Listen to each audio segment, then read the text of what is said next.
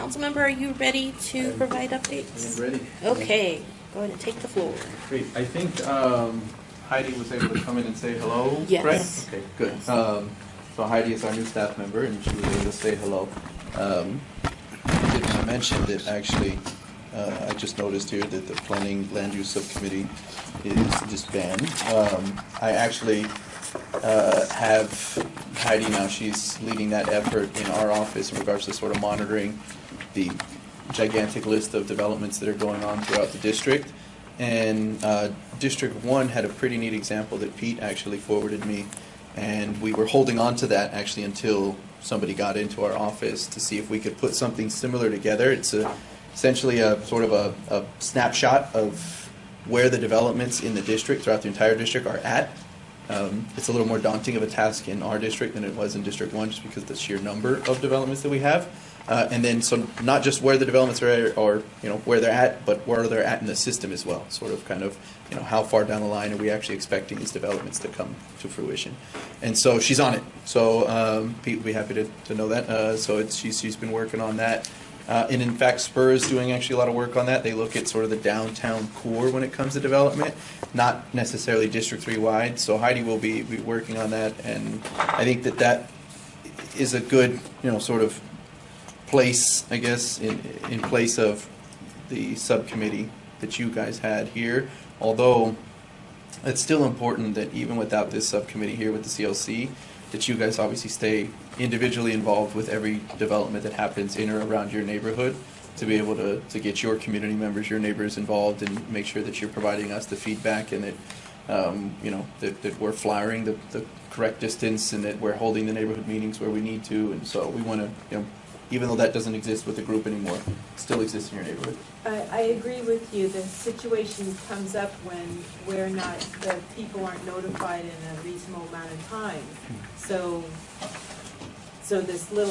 what Pete sent you is very important when it comes to timeline. When can we get our input? When can we give our input, I should say? Yeah, it's definitely, there are restrictions, right, on what distance from a project we have to notify, and within what time frame. And I disagree with those because, like, in one instance there was 50 feet or 100 feet, and I was like 52 feet or 105 feet, whatever. So that's why this list is important to be posted someplace for us to know, even though we're not within those bounds. Yeah, it's just those are what our planning department lives off of, right? Because they're not going to arbitrarily just make up what they think. So council in the past has made the parameters for them, and they have to follow those parameters. So if they're not followed, we can go in and make sure they are. But absolutely, right? You can have a neighborhood that a quarter of the neighborhood gets notified from a major development on one corner of it, and the rest of the neighborhood doesn't get notified because it's outside. I get what you're saying, right? Like that happens. It's really important. The reason why, because in this particular instance, there weren't any other neighbors around there. It was all commercial, so they're happy to do whatever the commercial's doing. Yeah. And it was like Spur says, it's impacting our neighborhood. So those guidelines, and that's why I want to go back to it. It's important to have this list with the timeline there, so we know when we can communicate to them what we see there. And I'm sorry for pushing on that. No, I can support you on that, because the Jackson Taylor development in Japantown, I went to a meeting on that, and I said, Hensley was involved in this, long time ago, and for the whole strategy, and would you please add, we don't get the 500 feet. Notice, could you please, here's my card, this is the neighborhood association, could you please notify us, so gave that directly to a planning staff person, haven't heard squat, and it's only because I know people that are in that 500 piece that we know about it, and so they don't follow up. I've gone to their office, I says, you know me, I've gone to your office, talk to me, and that's what makes it important. Again, you're right, in that this list be created so we have tabs on it. Yeah, and I only to sort of, not to defend, but the planning department is really following their rules, right? And that's the rules that we put in place for them. We can expand those and change policies that say maybe 500 feet for a certain development is not enough, right? And then that would require the planning department to notify outside of that. Anything other than that, right, those are the requirements that we put in place for them, so they're not required to, and they won't. They won't notify beyond what it is they're required to. I So guess- that's where it is important, right? That we're not going to change that, right? Unless we Yeah. change it at a policy level. Well, I don't know, okay, the initial 500 feet or whatever it is, but what about, like, in her instance, she gave them the information. Because they There said must they be would a contact list. us. I mean, that's where it falls in the crack. I said, look, I've been on you, I've been in your office, and Yeah. you put me on your list, and that's what makes it frustrating for us, the residents, for us, the people, to get involved. Yeah. And I'm gonna throw Roosevelt Park in that batch too. Okay, With Yeah. so I'm not the only one. Yeah. Yeah, so, we don't know that they're moving forward with any kind of plans until we see rubber strips for traffic studies going up. And we're like, what's going on? Yeah. Are we getting stop signs or something? And, Yeah. and bam, it's new development, Empire Lumber. Yeah, so I'm just kind of highlighting that one of it is sort of like what my office can do, right, which is try to put out some of this info, but that can come and go, right? I mean, that's not gonna change the way our planning department works. If we actually want to improve the way that residents around the entire city are notified based on projects, we have to change that at a policy level. We can't change that by my office putting up something on the website, right? So if there's really instances of sort of, hey, this is not sufficient enough, and we think it should be more effective, we should have better outreach, then that's a policy change that I'd have to look at and try to advocate to actually get changed. In the meantime, right, to just try to get a handle on all the developments happening, that's where my office is trying to step in and say, let's see if we couldn't paint a good picture and make that available on our website, and people can come and look to that, right? And that way you can see what's going on all over the district as opposed to just even your own. Yeah. But it's still not going to be right as comprehensive as you living within the mail radius and getting a piece of mail delivered to your house that notifies you about every meeting. Because we're not going to do that out of my office. We're not going to pick off every single development and notify every single person. It's just way too much going on to even be able to monitor or manage that. Sometimes we don't even necessarily know, right? Because my office doesn't have to get notified through these processes. A lot of times, right? The development can come in, and if they're conforming, right, on whatever it is that they want to do, sometimes it's very similar to like somebody wanting to do a remodel on their house or right or some. Those don't have to come through, right? Well, there's also some very large developments that can conform, and they don't have to come into my office and tell me about it. And a lot of times we'll hear about it through the same process that you guys do, which is, they're down the line. So that's what we're going to try to do is better monitor all the different developments, have them public on our website, and then that way you can go through there and see, hey, look, there's something that's happening just outside of my neighborhood, maybe in the next neighborhood, and then you can reach out to us, and then we can help for now in the meantime to get you more information on that. But what we won't be able to change is we won't be able to to get you on the email list or get you on the mail list for what our planning department's rules are unless I change a policy. So it's just, in the meantime, we're a good buffer. So work on that policy thing, because I know it starts somewhere, and this is probably where it starts, is when we're complaining to you. So I hope you do work on that. And I'm sorry, Kay needs to talk because I've been talking too much.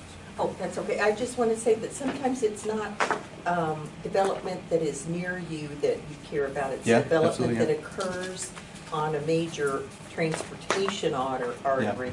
And so more folks are affected by development, both during the construction and afterwards because of load. And so it's not, a lot of development is fine. It's just you want to be informed of how it's being planned for. I completely agree. I mean, and like I said, it's... Yeah.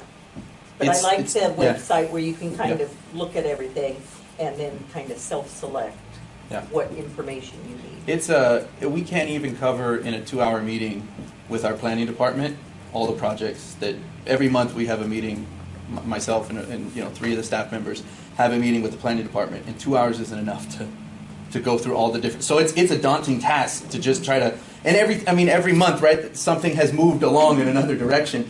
So that's what we're going to try to do a better job of making sure that we can have that as up to date as possible. The information that we have on the website as well, and you guys can see the other developments. So. Well, can citizens red flag a project? I'm kidding. Yeah. I'm kidding. You can. You can. I don't do anything. Only as a suggestion, maybe the focus should be on the ones that the neighbors or your residents can talk about now or in the next few months. that should be on the website since there's so many of them? Because I know there's some that are down the line. I read them Yeah. too. I read them too. They're way down the line and they're not asking for anybody input. They're just saying they're investigating. That's Yeah. what it is. And that's. Yeah, it's brand new, it's a so big- it's a big. yeah, it's going to be a work. Thorn in my side, those developments that spring up and they just, oh my goodness, meetings next week and nobody knows about it. It'll be a work in progress. I mean, similar to what we're we got the idea from. D1 took really some of their more priority, developments, especially along like Winchester, where they're having no, I'm blanking on the Urban term. villages? Urban village. Thank you, Pete. Where they're having their urban village growth, and then put some timelines on it. So we have just we have growth mushrooming See, everywhere. I So get involved in that because I have property on Winchester and they send me that information, but I don't get anything in our own district. And I know, I understand the situation. Yeah. So, and I'm, Yeah. I'm sorry, it's a big. trust me, you wouldn't want it all. If like say No, you were actually that's got right. if you I'm actually sorry. got like all the information for all the development, so it's hard to kind of right, and that's why we put those parameters in place that say X amount of feet from these neighbors. So it's a All right. challenge. So I had a question, which is kind of more of a hypothetical, but it's something I've been wondering about, which is, all right, so we know what projects have been entitled and they're ready to go. They don't need any more planning commissioners. So it's such as the St. James Tower. Mhm. By St. James is a huge thing. Yes. All right, it's not clear to me if that's ever going to be built. And so how can we evaluate a new project? If I might look at a new project in that vicinity if I knew St. James Towers was going to be built. I think, well, this is too much then. But if it's, there's, especially Barry Swenson, Yeah. It's hard to kind of evaluate, like, is this really going to happen or is this not really going to happen? To me, it's like, until I know that, how can you really evaluate? Because you have to look at the cumulative effect on the neighborhood. Yeah. And so if we're, I'm just curious, because to me, this is a very frustrating situation where developers get Absolutely. entitled. Yeah. and Imagine you're updating your house and you're putting a second story or you're adding on another room or whatever it might be, right? You have to go through the city process and get your permit. And once you have your entitlement to be able to do that, right? You can kind of wait, right? I mean, you're saving money, you're doing whatever. Yeah, there's no sort of restriction that somebody says, hey, you must do this now. Sure. And that's exactly what it is for the big boys, right? I thought they had a time, I had a timeline. Once There's a timeline, but that's what I'm saying. Is you're not restricted to say right away now, No, of which course not. we would like on the the timeline's a year. Parkview Towers, right? I think it's 10 Um, years you have to be doing. Because you can Oh, you can lose your entitlement and have to go through the process again. And Because I thought someone had told me at the city that they were trying to put some pressure on Barry Swenson to Absolutely. do something with this. absolutely, we're trying to put pressure on him. Okay. We've sent him some legal letters, but Okay. the reality is that what he's coming back to us saying is that I don't have the investors that I need Yeah. I'm not going to break ground on this thing if I don't have the money to complete it. Yeah. And so meanwhile, But it's this sort planning of assuming that that will be built, and so when they look at the cumulative impacts of other developments, they're saying, assuming that Parkview Tower is there, then, yeah. okay. 90+% of the projects that get entitled like that actually get built. They just Yeah. the timeline on when is because a lot like Barry they spend a lot of money, right? Sure. and it's So pretty a lot expensive most to you do. can bet that most people don't want to spend that much money to eventually not do the project. So most of them actually do get constructed, but we have seen in the past some, like namely that one, that has lingered, and the Taylor Japantown, Towers. Japantown project as well. Yeah. So there have been some that have Yeah. lingered and lost their entitlements, or they've been handed on to someone else, and they need to go back through a new, whether it's an EIR process or whatever it might be, that they need to go back through and get vetted out again. So What is it 5 years? it's no, it's different for depending on the project. Okay. So But aren't they gaming the system so that they go through and, because effectively, if they get the entitlements and people are thinking of it's cumulative, then the next one in the queue isn't going to get passed, and so then there's a competitive advantage of the person who locked up the space and blah, blah, blah. yeah, absolutely, yeah. I mean, a lot of it is locking up space, but the reality is when it's their property, much like it would be your house. I mean, you kind of do what you want with it, right? So it's Oh, yeah, but just yeah. when it impacts the rest of the development in the area because they got there first and aren't going to do, you know what I mean? Yeah, there's a I lot knew of a guy who cutting in went line around first, and- and I'm gonna, yeah. I mean, that's happened downtown with obviously the different park fee incentives that we had. It's happening right now because we have incentives on the inclusionary housing. Yeah. We have in the housing impact fee. So there's all these different elements that are going to come into play. And so a lot of development right now is trying to get ahead of some of those fees. Right. And so, yes, a lot of something like the Swenson project was able to get in with that, and it, Well, I just know a guy who early video game. He would go around and buy video games from naive folks, Mhm. and then shelve it because he didn't. He worked for one of the big ones and didn't want to have the competition. Yeah. And so, people do bad things. yeah, if you have the money and you can purchase property, you can lock up property. So. Well, one of my concerns is that there's a lot of developments Mhm. and a lot of housing developments too. And my concern is how much is actually affordable housing? Mhm. Because rent control is not the answer to supply and demand. Yeah. It's not going to work. Yeah. We need housing, affordable housing, Yeah. and they're building a lot of housing that is not affordable. Yeah, there is. I couldn't give you a real factual breakdown, but there's not a lot, right? So in the district here, just on some of the projects that we've approved, the only affordable projects are the ones that are really the subsidized housing for homeless right now that we've approved. Those are that's it, right? There isn't anything else coming through right now that is traditional affordable for individuals that are just, they're working full time and they're making, minimum wage or, under 40 grand a year, whatever it might be. There's not a lot of that right now. And we haven't had many tools besides if it's public land or it holds a public subsidy. There's no tool for us to come in and tell a private developer, you have to build this. So we did put tools in place, and that is exactly what's coming around the corner, which is the housing impact fee, which says on any housing development, you're going to be paying $17 a square foot for a fee I think. that is going to allow the city to collect that money and then go back and subsidize affordable housing. The other one is inclusionary housing. So we put this through, the city passed this years ago, and it was challenged for, I don't know, I think it was like 4 years it's been challenged. It made it all the way up to the Supreme Court.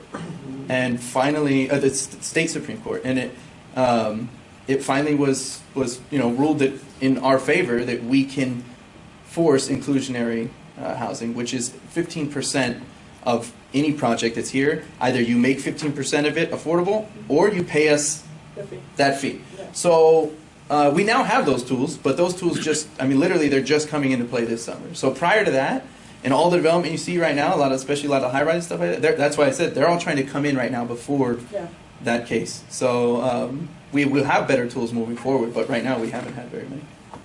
I understand the state has something in the works. Yes, they do. I was just reading up on that myself too. I was in Sacramento yesterday, talking to legislators. Yes, I can't get too detailed because I don't know too much about it, but I was just reading up on it myself. It's in the works. That's why. Where the state is trying to put in some requirements as well on affordable. And they provide lots of money. Yeah. So, the reality is when you're a developer, they're in the business of making money, right? I mean, they're running a business, and so they see an ability to build some very nice high-rise towers that they can get 3,000 plus, for a one-bedroom. Yeah, and so that's what they'll build, right? That's what they'll build because that's gonna offset, and they're gonna make a profit off of it. Versus, Well, it has big consequences because you've got the black market going on, with homes that are not approved and that don't have any permits and so on, and renting a garage for $1,300, no rent control, nothing going on in there. It's really becoming a growth industry right there. Yeah. And it's an issue for a lot of our communities, especially where I live, where we have all the duplexes and so on. It's just unbearable anymore. Yeah, which is why we need the money to subsidize that development so that whether we build it, right, as the city is building more affordable housing, or we can subsidize private developers to build affordable housing. That's the only way it happens. I mean, and that's essentially what a developer is going to tell you, and that's what they tell us is, if you want us to build affordable housing, then help us, right? Because otherwise the profit, it doesn't make sense, right? No, the term that I've learned is I doesn't pencil out, right? That's what Right. I hear that a lot. So Is our codes appropriate for affordable housing for a developer so that there is an economic incentive to build smaller places that are well constructed but not or Luxurious. yeah Mhm. and so I'm not thinking That's right. I think there's a minimum amount of square feet that somebody could build an apartment or anything, and it's not and it's not that small. Yeah. You know, so like Seattle has them, right? Seattle has those apartment buildings that are like 300 square foot, and New York, Okay. you know, and they have it different, but I know San Jose does not have, the code is not written for that. Yes, no, and you think about it, we put these protections in place with the thought of sort of, hey, what is it that everybody deserves? You know, how much space you know, how much you actually need to live, right? And thinking that's a protection and that we want to offer people. Well, now it's sort of at a point where it hurts us or it hurts development, and maybe it doesn't need to be that strict, Well, right? For example, So, I like tiny houses, that's 300 square feet. If, I doubt our code allows Yeah. that. And it's not that I would be slumming it, yeah. it's that I just don't require as much space. There's a You know what sample I of a mean? tiny house downstairs before you outside, guys yeah. leave. Yeah. So With the it's solar going to be panel on on it. display tomorrow, but it's out there already. Yeah. So if you guys want to peek at it Why before is you it leave. there? Yeah. It's going to be on display to display the tiny homes that our housing department has been working on. For the homeless? Yes and no. I mean, it could be. You know, it is going to be geared towards, you know, homeless. That's what it's geared for. But it could be something that we can start to develop, and that could be just affordable housing. So Yeah. Because people want to put some of them in their backyards for granny units. that possibly, or you know, or there could be development areas of tiny homes. So yeah. So, but yes, I was approached recently by a developer that came to me with that very idea, and actually had an interest on developing on South First Street, south of 280, and says, we can't do the affordable Yeah. housing, right? But Right. we want to build affordable, right? We want to Right. affordable by design is what they call it. Right, So they're right. saying, we're thinking of doing smaller units, right? We're thinking of ways that, how do we design this to where it's more affordable in the end, and we can lower the price level. And it's also it's shared space, that what you require is your own individual. It's different than what you would build in the facility for shared use. So for I instance, just one of the yeah. things is like kitchens, Yeah. right? So there's so many people that, like, we all think of a traditional home or apartment, right? And what does it have? It has bathroom, kitchen, laundry, like that, all the things you want. And well, it could be the case that if you're not making that much money, you go, I'll go to the laundromat, or or I'll use the shared laundry area. That's a pretty common one right now. But what's not super common is a shared kitchen area. That could be something that, right, that happens with certain developments that is, again, affordable by design. And obviously you have the choice if that's something that appeals to you and you want to live there or not, right? Yeah. And I'd so- rather see that flexibility and still maintain appropriate construction codes Yeah. for safety and for everything else. But just acknowledge that not everybody needs or wants the same amount of space, and there should be a menu. Agreed. Yeah, okay, Yeah, good. yeah, agreed. So it sounds like there's a lot of interest in this particular subject, right? Because we've been talking about it for a while. Yes, yes, it does. Yeah, well, and rightfully so, because there's a lot of development going on right now, right? And there's a need for a lot of development because we know how high or tight our housing market is right now, right? And how crazy rents and housing prices are going, and we know the realities of our homeless population. And so it's kind of like we need this development, but we want to be able to develop intelligently. We want to be able to develop affordably, and we want to know about development when it's happening, right? So yes, there's a reason as to why. I mean, you go back to 4 years ago when nobody was really developing very much, and this isn't as high of a priority. The reality is this is actually new for the entire city when you think about it. Our city hasn't, we would put up like City Heights, right? And that was like the only and first of its kind sort of high-rise residential. And then it took a while, and then Access comes in, and then the 88s. But this is like a very slow sort of moving process, right? And maybe you'd see a certain apartment complex come in, smaller ones, 4-story. It's on fire right now, right? It's just, there's just so much going on to where it's brand new for our planning department, brand new for our public works department. We had the project that's going on, the Silvery Towers over by San Pedro. We had 2 projects, the one with Swenson and the street alignment, and then the Silvery Park Towers. And these are 2 disjointed projects, but obviously going on in the same area. And they ended up both closing off the sidewalks. So there was no access whatsoever, right, for anybody on those streets. And it wasn't supposed to happen that way. But it's just, again, there was so much going on that some of these things are sort of, we're tripping over ourselves as a city. Meanwhile, we're also still understaffed in our planning departments and our public works departments because of coming out of the recession, because of coming, just still trying to finish up the Measure B, and the pension reform this November. So all of this is sort of coming at a time. David and I have been working with the Access tenants. We've been working with the One South Market, the new blue building, residential building, on issues of like kind of construction issues, on whether it's materials, whether it's Materials used on their places? You mean like Lay defects, down is that what you space. mean? Yeah, I mean, I don't want to get too much into it, but yes, it's problems with, Like faulty kind of?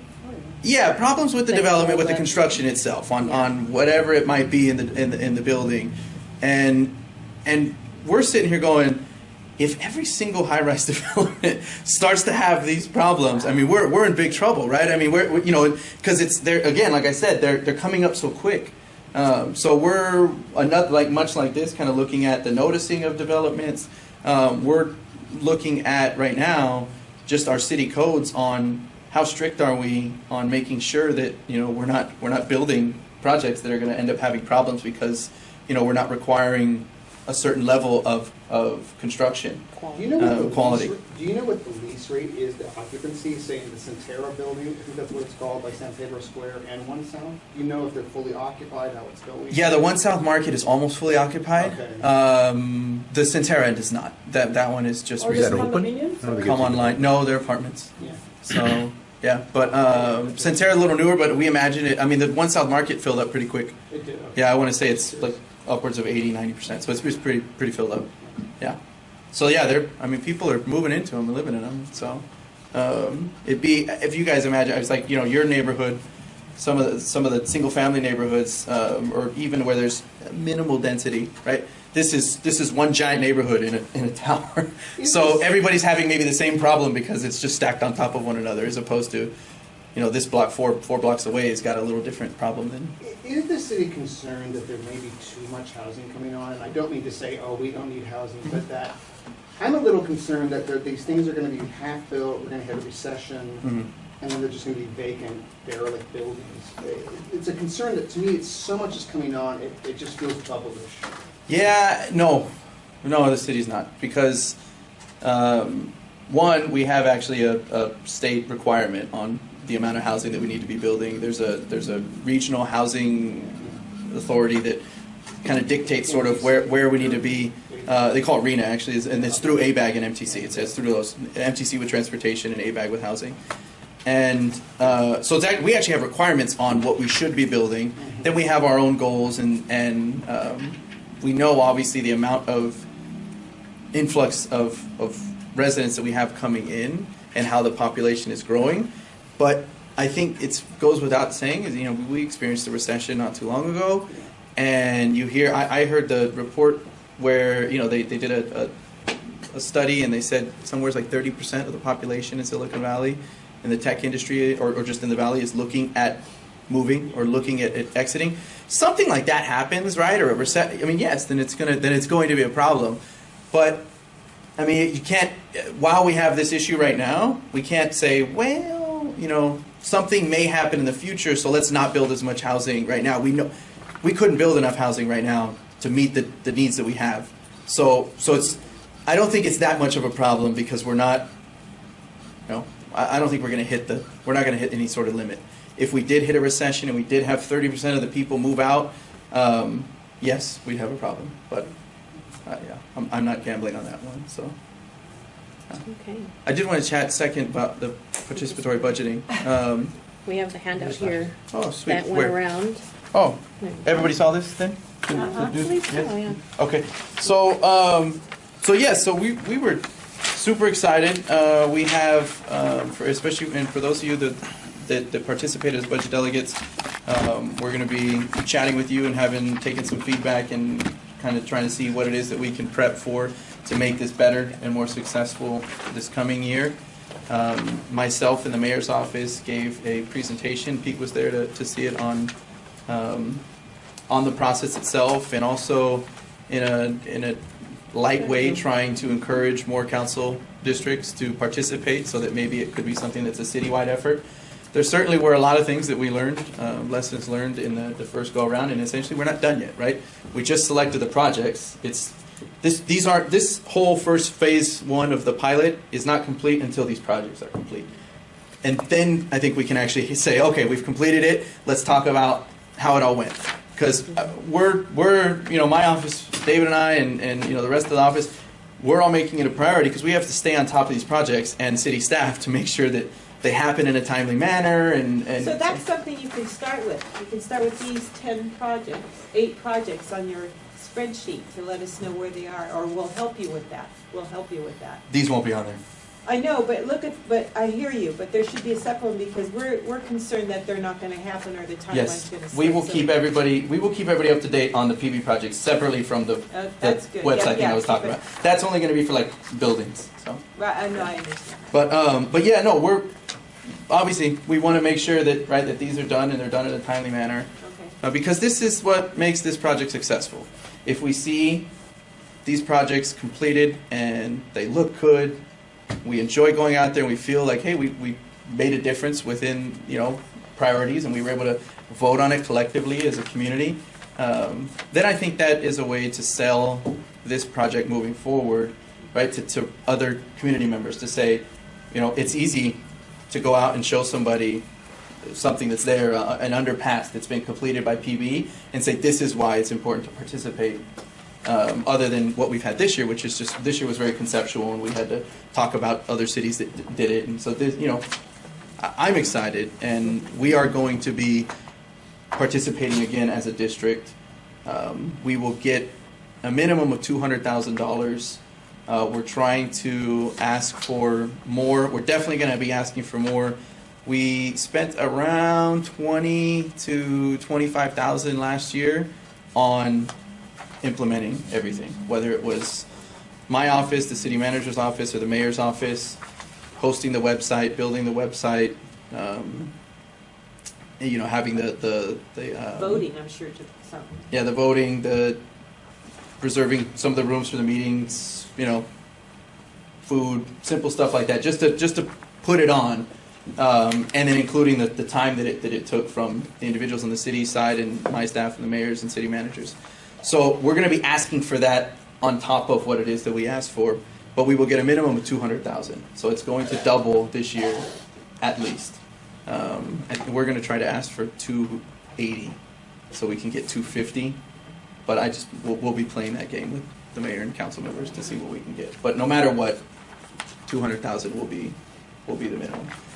So we will be entering this, once again, hopefully building off of the lessons that we learned and making it even better, and obviously doubling the amount of money will help to, I think, improve that and show that there's an investment. I don't know if any district's going to do it again, so I don't know how much steam this is going to pick up for the rest of the city. So again, it sort of puts us in the guinea pig space for year 2 or phase 2, and So we think that District 2 is actually. Oh, they are? They're going to. Okay. They started last night. Yeah. Oh, no, It's a weird one, though. But that's not through the budget. Yeah, that's not through the budget process. So District 2 got a loss. There was a lawsuit settlement. And what they decided to do with that lawsuit settlement was use the PB process on how to divvy up the money. But it's not our budget. So it's not really District 2 residents getting a say on where the city budget goes, because that was a lawsuit money. So it's outside. So that doesn't mean that District 2 residents are going to be able to do PB. So not through this process. So yeah, they're going to use participatory budgeting as the model, but it's not what we did. Yeah, money's coming from a different source. It's not really having a say within the city budget. So this is coming from the city budget. So so yes. So and that's it. So. Well, thank you. Yeah. How was Ireland?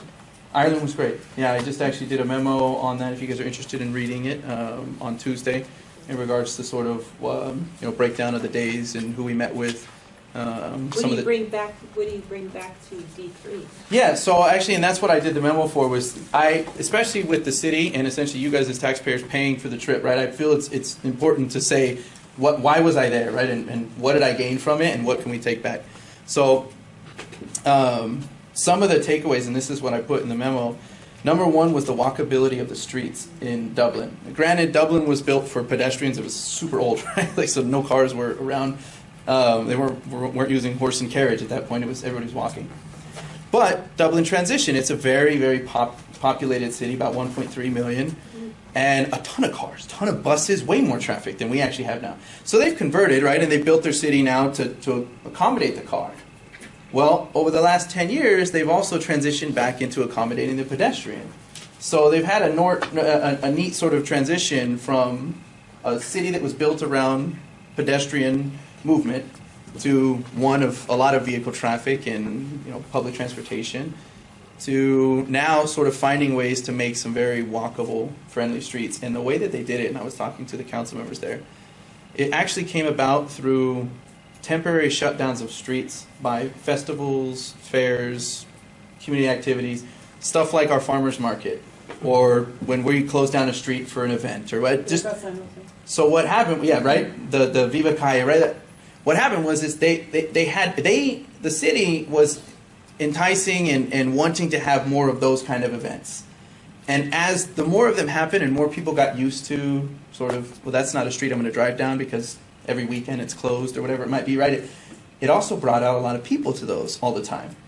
Well, what happened was the businesses started to pick up in those areas, and it created these very vibrant, walkable, sort of business-friendly communities. And so they have several of them now. You walk around and you'll just all of a sudden, it was a street. You look and this is clearly was a street, and now it's like our Paseo or something, right? Where there's shops all along and there's people sitting around. There's chairs out and stuff, and it's pretty neat. And so it's kind of like what we did temporary for the Super Bowl when we shut down San Pedro and we activated it a little bit. And we do that a lot with a few streets.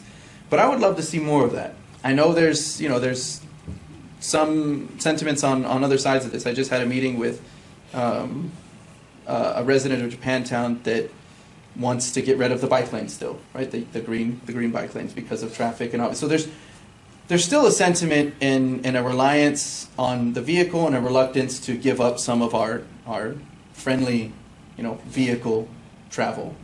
I don't share that view. I share the view of we have built our entire city around, as the presenter Laura said from Spur, right, around the vehicle. We need to be more multimodal friendly, whether it's bikes or pedestrian or public transportation. That's what's going to help us grow, I think, as a city. And certainly, I think, when it comes to transportation and when our population growth, that's what's going to help us be able to move around much more easy, as opposed to everybody feeling that they need a car and having that many cars on the road. So that was one of them, which was neat, and I think that we can do that here, right? We can have these temporary shutdowns of streets, and can we then say, let's make this permanent? You know what I mean? Let's move it to the next step, the next level. The other one, I'll just share one more, but you can take a peek at the memo. But the other one that was profound was with their police department. So I took a couple hours to tour their police department, speak to one of their, I don't remember what his title was exactly, it's in the memo, but in charge of one of their police stations. And this is in their downtown area. And to get a viewpoint on sort of how it is that they police their downtown. They have a lot of nightlife, right? They get a lot of visitors. Wanted to see what that dynamic was like. I don't know, for those of you that recall, but there 10 years ago, right, there was a lot of turmoil between our downtown nightlife residents and the police, right? And feeling as though they were being over-policed, and there's officers out everywhere, and it wasn't a very friendly environment, and it even made it, I guess, appear even more dangerous than it might be really was. And so that has changed over time, which to a benefit for us, and it really changed because of the loss that we had within the police department. But what we've seen is sort of, could we utilize more officers? Absolutely. But did we really need that big of a heavy hand within our downtown core? Probably not. And so the policing it's like 180 degrees difference. And not in like a bad way, but I related it to. I want to cut you off. Oh, am I going? Only because when it comes to, I think at one point the policing staff was needed in the downtown core, like when Tunes was around. Yeah. that nightclub, Yeah. because it was Certain, yeah. And then after it closed, and then it dissipated, and Yeah. it wasn't as bad. We have a couple clubs that maybe still draw sort of That kind a of- rough crowd. Yeah. But yes, we have definitely seen a shift in, their pubs now, or there's tap, kind of rooms, or what they, like the breweries, right? Like and mixology bars, where it's very high level, serving food, not sort of some dark, Right. windowed off. So it did So take does off. your memo cover what Dublin did right in policing? It's different, I guess. Or what they did? Yeah, yes. One of the things I think they did really well was community policing. Like their entire model of policing is around community policing, Great. and really prevention of crimes, and being out there and sort of not a proactive sort of. Well, I guess it's to one's own interest. Their department isn't really out there proactively looking for crime as the way our officers are. So I didn't see that as a plus. Yeah. But it sort of allowed for a better relationship between the community and the police department. Yeah. Guns are nearly illegal in Ireland, so almost nobody has one. So the officers also don't have them. Which lowers the risk of Yeah. a tense situation. Yeah, absolutely. They carry batons and mace, but they're also not dealing with. Yeah. I was telling their police officer, I was like, I could probably throw a stone outside my house, and I'll hit a house with a gun. I was like, so many people have guns in the unit, and they know that, but they just. And I said, oh, absolutely. I was like, there's just so many guns here that it's a much different place to police. It's. I equated it a little bit to like they have like well-trained security guards are their police officers. They don't have guns. They're not doing that kind of policing that our police officers are doing. And then they have a special unit that does carry guns and that they call out. So similar to Like our SWAT. if an incident happened at Eastridge and it was just somebody shoplifting, the Eastridge security guard would come and do their job. But if somebody broke out a gun or started stabbing somebody at Eastridge, the security guard would back up and call 911, right? That's similar to their police, their Garda is what they call it. That's similar to their police is if it's just an incident, a non-violent incident, without any sort of weapon, then their Garda will go in and, So they triage. Yeah, but if it's a violent incident or a shooting, which obviously doesn't happen nearly as often as it does here because it's very hard to get a gun over there, but when that happens, their Garda don't respond. They call in their SWAT team, right? Their special team, and then that team goes out there and handles it. But we just couldn't do that here because, Yeah.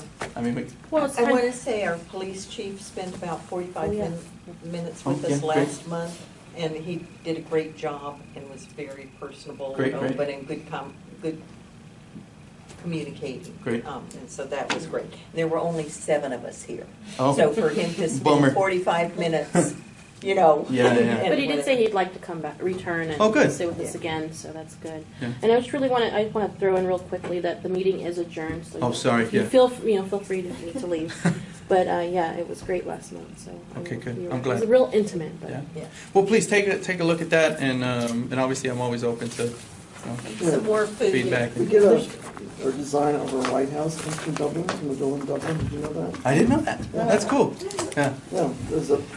That's where it came from. Yeah, we got to see it. So I did get to see their president's house, and it's looks similar to a White I'm not House. sure it's the president's house, but that's where we got our design. Yeah. Well, it Oh, sounds like you know. some Yeah. neighborhood people need to go over there to kind of follow up with the good work you did. And I would Absolutely. volunteer. We had a lot of volunteers. Kimberly Brady paid her own way, and she went out there. She's Oh, the did president she? of the neighborhood San Jose Downtown Residents I didn't Association. know she went. She paid her own way and went out there, and she Yeah. volunteered to do the photographs. Oh, that is perfect. So, She was um, wonderful. Yeah, so we had some people that Yeah. jumped on the contingent, and and Yeah, that's what made it yeah. happen. So And stayed a few days later. We'll have some. and stayed a few days later. So, Katie, There's some would you ready about so the receipt? You're, I haven't had that before. Yeah, well, And or that's no. all right, because Gotta get that funded. That makes no difference. Well, but I was just Hey, saying, Pete, this is something I did. Pete, 102.75, by the way, for those who care.